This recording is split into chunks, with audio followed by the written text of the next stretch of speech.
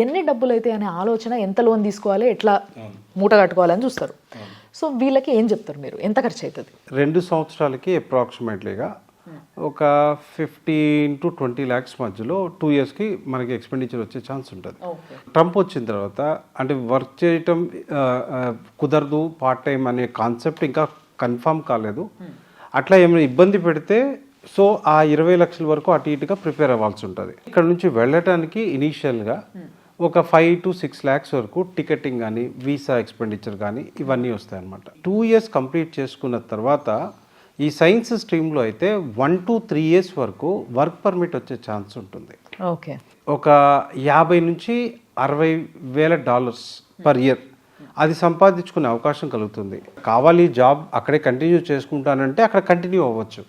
లేదు అట్లా కాదు నేను వెనక్కి వచ్చేస్తానంటే 2 yearsకా 3 yearsకా.